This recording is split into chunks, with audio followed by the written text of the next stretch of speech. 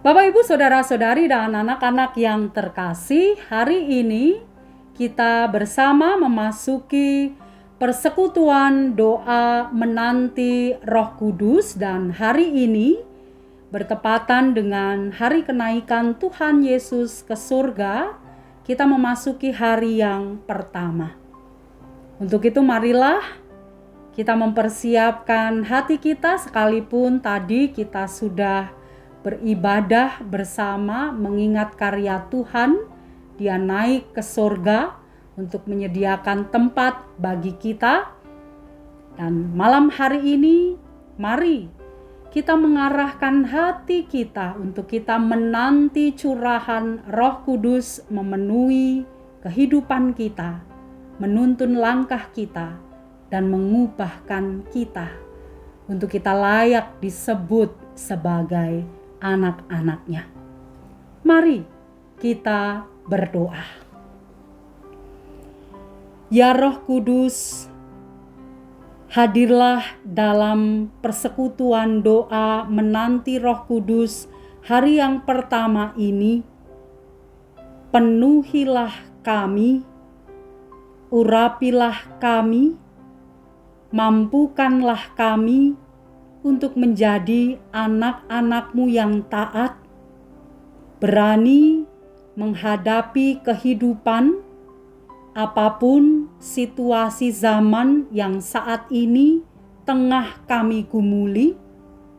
Oleh karena kuasa Roh Kudus, kami dimampukan, kami senantiasa kuat, dan kami selalu mengandalkan Tuhan dalam segala sesuatu. Kami hendak menerima firman-Mu pada malam hari ini. Nyatakanlah kebenaran-Mu kepada kami. Tuntunlah hamba-Mu yang penuh dengan keterbatasan ini, agar berita firman-Mu diterima dengan baik oleh anak-anak-Mu, sehingga kami semua menjadi pelaku firman yang setia kepadamu. Dalam Kristus Yesus Sang Firman yang hidup, kami telah berdoa. Amin.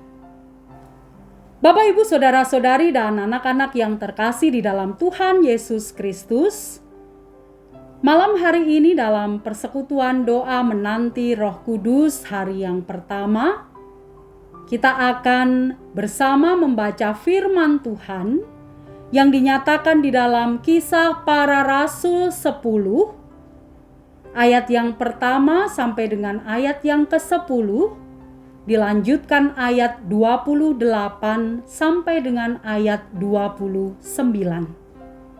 Kisah Para Rasul 10, ayat yang pertama sampai dengan ayat yang ke-10, dilanjutkan ayat 28 sampai dengan 29. Demikianlah firman Tuhan. Di Kaisarea ada seorang yang bernama Kornelius, seorang perwira pasukan yang disebut pasukan Italia. Ia saleh. Ia serta seisi rumahnya takut akan Allah, dan ia memberi banyak sedekah kepada umat Yahudi dan senantiasa berdoa kepada Allah. Dalam suatu penglihatan, kira-kira jam 3 petang, jelas tampak kepadanya seorang malaikat Allah masuk ke rumahnya dan berkata kepadanya, "Kornelius." Ia menatap malaikat itu dan dengan takut ia berkata, "Ada apa, Tuhan?" Jawab malaikat itu, "Semua doamu dan sedekahmu telah naik ke hadirat Allah, dan Allah mengingat engkau.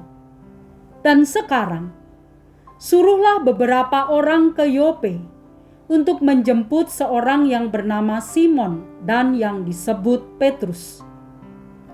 Ia menumpang di rumah seorang penyamak kulit yang bernama Simon, yang tinggal di tepi laut. Setelah malaikat yang berbicara kepadanya itu meninggalkan dia, dipanggilnya 2 orang hambanya beserta seorang prajurit yang saleh dari orang-orang yang selalu bersama-sama dengan dia.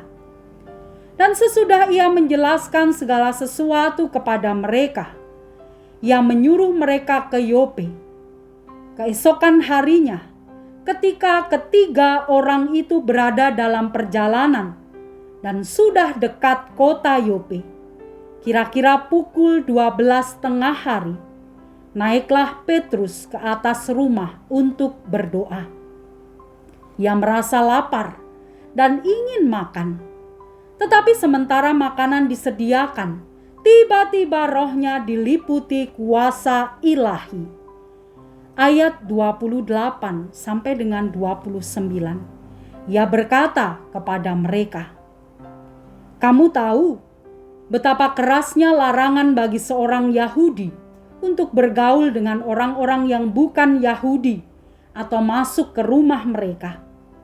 Tetapi Allah telah menunjukkan kepadaku bahwa aku tidak boleh menyebut orang najis atau tidak tahir. Itulah sebabnya aku tidak berkeberatan ketika aku dipanggil lalu datang kemari. Sekarang aku ingin tahu apa sebabnya kamu memanggil aku." Demikianlah firman Tuhan. Berbahagia setiap kita yang mendengarkan firman Tuhan dan melakukannya dengan setia dalam kehidupan kita. Haleluya.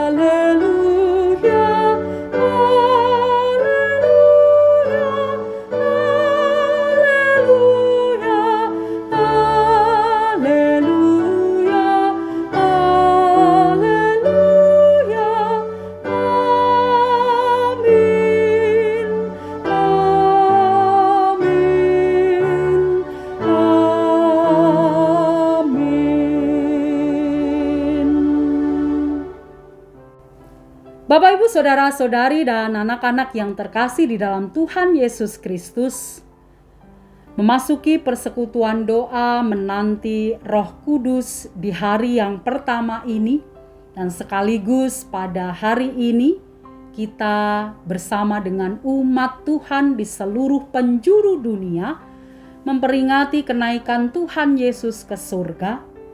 Saat ini kita diajak untuk belajar dari sikap hidup perwira pasukan Italia, Cornelius, dan seorang murid yang terkasih dari Tuhan Yesus, yaitu Petrus.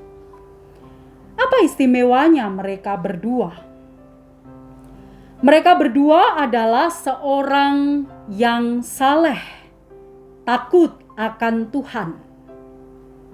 Gambaran orang yang saleh pada waktu itu adalah orang yang benar-benar tulus hatinya.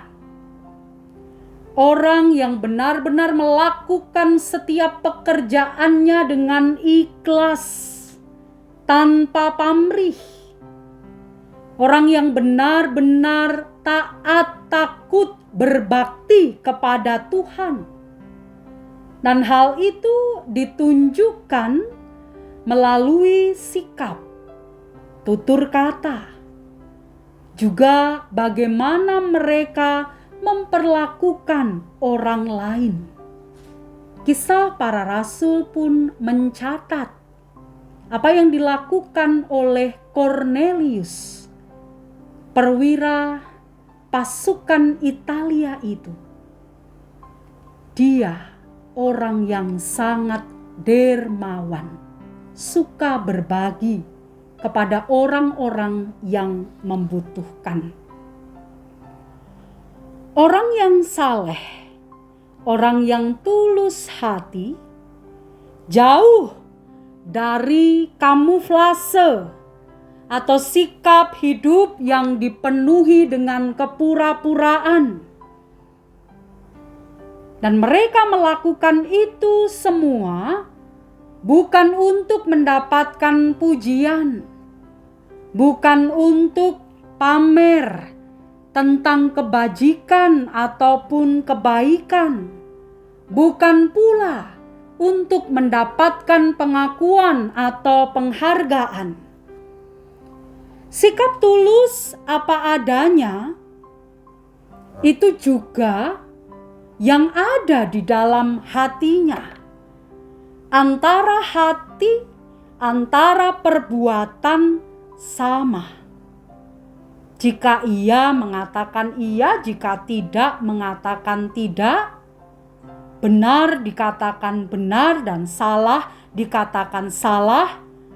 Ketika melakukan kesalahan pun juga berani untuk mengakui kesalahan, tidak menutupi kesalahan, dengan jujur mengakui keadaannya. Itulah gambaran orang-orang yang memiliki sikap tulus hati. Dan sayangnya, sekarang ini dalam zaman kita, dalam kehidupan kita saat ini, tidak banyak orang yang seperti itu. Yang ada, yang sering kita lihat, yang ada di sekitar kita, banyak orang yang menunjukkan kesalehan rohani, namun sikap dan perbuatannya berbanding terbalik dengan ritual ibadah yang dijalaninya. Banyak orang yang mengaku mengenal Tuhan, taat, takut kepada Tuhan, namun apa yang dijalani dalam setiap harinya jauh dari kehendak dan kebenaran Tuhan. Ketaatan kepada Tuhan hanyalah untuk tujuan dirinya sendiri, hidupnya sendiri. Bahkan ketika harus merangkul orang lain, mungkin pikir-pikir dulu. Bahkan orang yang tidak sekaum. Itulah yang terjadi di sekitar kita. Kesalehan hanya sebatas apa yang nampak saja, kelihatannya saleh, namun kehidupannya penuh dengan kamuflase dan kepura-puraan. Bapak, Ibu, saudara-saudari, dan anak-anak yang terkasih, dalam Kamus Besar Bahasa Indonesia, kata taat memiliki arti senantiasa tunduk, baik kepada Tuhan, pemerintah, dan yang lain. Patuh, tidak berlaku curang, dan setia. Maka dari itu, manusia yang taat berarti manusia yang senantiasa tunduk, patuh, setia terhadap peraturan atau pihak yang ditaati. Tapi bagaimana jika ketaatan justru menuntut manusia untuk melanggar peraturan-peraturan bersama yang sudah ditetapkan? Atau kalau kita lihat dalam konteks kisah Kornelius dan Petrus, mereka harus melanggar peraturan-peraturan yang telah ditetapkan secara turun-temurun untuk mereka tetap taat kepada Allah. Kornelius dan Petrus memilih taat kepada Tuhan dengan segala kebenaran yang mereka pegang teguh daripada taat kepada manusia. Kornelius adalah perwira pasukan yang disebut pasukan Itali. Kornelius bukanlah orang Yahudi, namun ia taat kepada Tuhan. Ia tinggal di Kaisarea, kota di mana orang Romawi dan Yahudi serta kaum lain hidup secara berdampingan. Kornelius dan seisi rumahnya saleh serta takut akan Tuhan.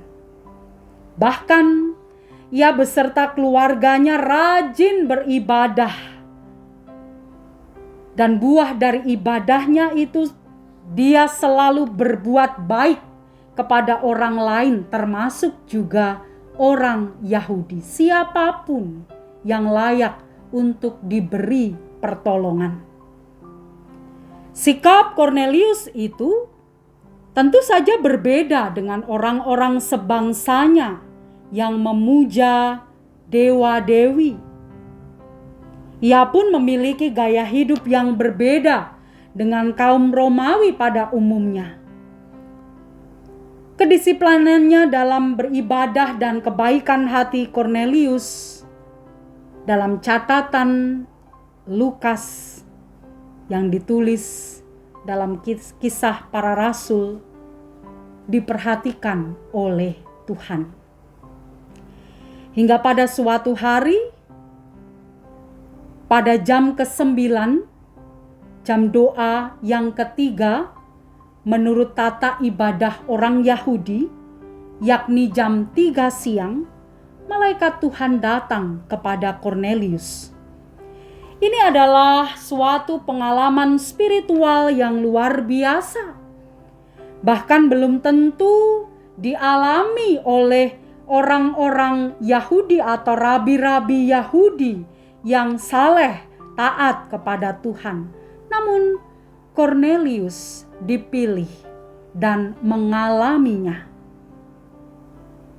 Kornelius, kalau kita lihat, ia melanggar kebiasaan kaumnya, kaum Romawi, untuk tetap menunjukkan ketaatannya kepada Tuhan. Yang kedua adalah Simon Petrus. Simon Petrus adalah orang Yahudi yang memiliki ketaatan yang sangat kuat terhadap hukum Taurat dan juga adat istiadat, kebiasaan yang telah diwariskan secara turun-temurun. Tetapi dalam penglihatannya, ia menyaksikan bahwa Tuhan justru lebih utama dibanding semua hukum dan juga adat istiadat kebiasaan orang Yahudi. Kita bisa membacanya dalam ayat yang ke-9 sampai dengan ayat 16. Maka Simon Petrus mau bertemu dengan Kornelius tanpa merasa keberatan, tanpa ragu-ragu, walaupun sebenarnya Simon Petrus telah melanggar aturan yang telah ditetapkan mengenai hubungan relasi antara orang Yahudi dengan orang non-Yahudi. Simon Petrus memilih untuk melanggar aturan yang selama ini ia pegang teguh secara turun-temurun demi taat kepada Tuhan yang ia sembah dan ia percayai. Bapak, Ibu, saudara-saudari, dan anak-anak yang terkasih, sikap Kornelius dan Simon Petrus ini mengingatkan kepada kita sekalian, mengingatkan kepada gereja dan jemaat Tuhan masa kini, bahwa ketaatan kepada Tuhan harus lebih tinggi daripada yang lain. Kornelius dan Simon Petrus memberi dirinya untuk dituntun oleh Tuhan, walaupun mereka harus melanggar kebiasaan maupun aturan umum yang sudah berlaku pada waktu itu. Tetapi mereka sama sekali terus fokus. Mereka terus mengarahkan kehidupan mereka kepada Tuhan. Mereka yakin bahwa apa yang mereka hidupi adalah jalan Tuhan. Sikap hidup dari Kornelius dan Simon Petrus dibutuhkan untuk kita, dibutuhkan gereja dan kita dalam konteks saat ini. Mari kita lihat seperti apa kesalehan kita, seperti apa karya dan pelayanan kita. Apakah semua yang telah kita lakukan itu benar-benar berpusat kepada Tuhan dan kebenarannya, atau dalam kesalehan, dalam kepedulian, dalam karya, dalam pelayanan kita masih terus mementingkan kepentingan kita sendiri, keinginan kita sendiri, kehendak kita sendiri, menurut kita benar, bukan menurut apa yang dinyatakan oleh Tuhan benar. Jika kita masih berlaku demikian, mari kita bertobat kepada Tuhan. Mari kita minta Roh Kudus mengubah kehidupan kita untuk menempatkan Tuhan di atas segala-galanya dalam kehidupan kita. Mari kita fokuskan kehidupan kita hanya kepada Tuhan. Mari kita jadikan Tuhan dan seluruh kebenarannya itu adalah pijakan di dalam kita melangkah, pijakan di dalam kita bertindak. Mari kita memohon kepada Roh Kudus agar kita dimampukan. Beranikah kita memiliki sikap hidup seperti Kornelius dan Simon Petrus?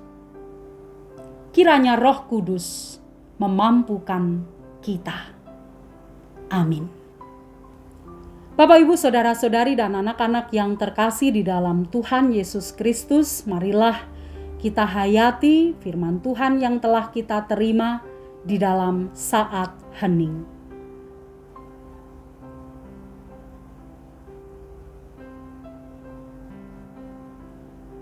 Syukur kepadamu ya Allah, sapaan firman-Mu telah menggugah hati kami untuk kami menempatkan Tuhan di atas segala-galanya. Untuk kami mengarahkan hidup kami hanya kepada Tuhan.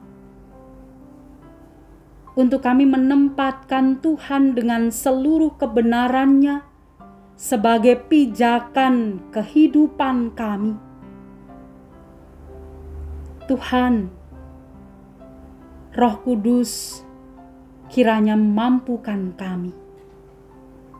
Ini kami, tempalah kami, sehingga kami memiliki keberanian, sikap hidup sekalipun berbeda dengan dunia ini, untuk kami benar-benar menjadi orang-orang yang saleh, orang-orang yang taat, orang-orang yang menjunjung tinggi kebenaran Tuhan dalam laku kehidupan kami.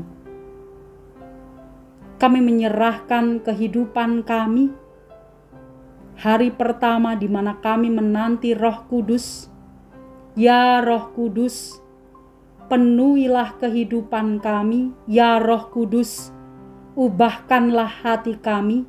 Ya Roh Kudus, mampukanlah kami untuk kami berani menjadi saksi akan kebenaran-kebenaran yang berasal dari Tuhan. Inilah seru doa kami dalam Kristus Yesus Tuhan kami. Kami memohon. Amin. Bapak, Ibu, saudara-saudari, dan anak-anak yang terkasih, marilah kita mengakhiri persekutuan doa menanti Roh Kudus hari yang pertama ini dengan menaikkan pujian NKB 188 bait yang pertama dan kedua, Tiap Langkahku.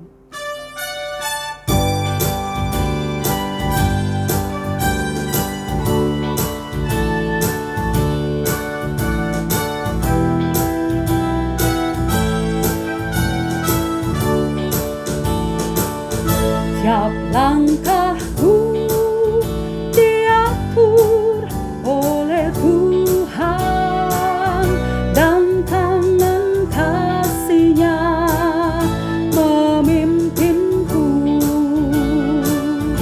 Di tengah badai dunia menakutkan, hatiku tetap tenang teduh. Tiap langkahku ku tahu yang Tuhan pimpin ke tempat tinggiku, diantarnya hingga sekali nanti aku tiba di rumah Bapa surga yang bakal.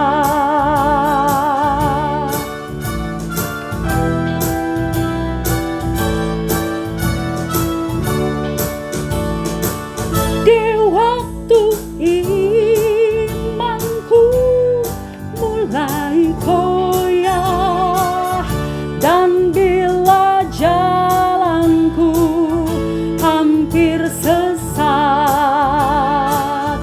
ku pandang Tuhanku penebus dosa.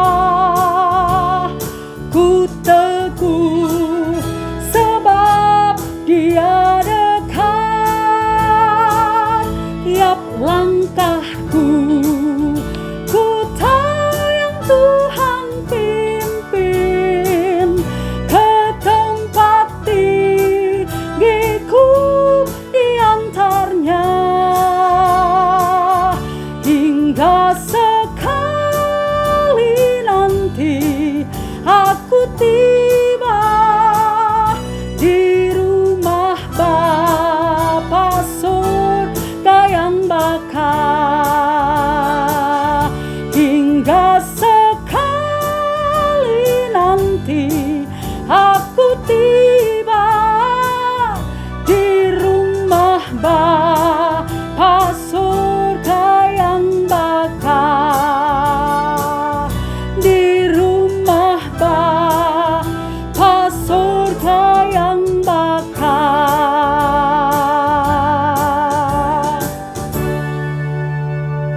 Selamat malam, selamat menantikan curahan Roh Kudus. Tuhan Yesus memberkati kita. Amin.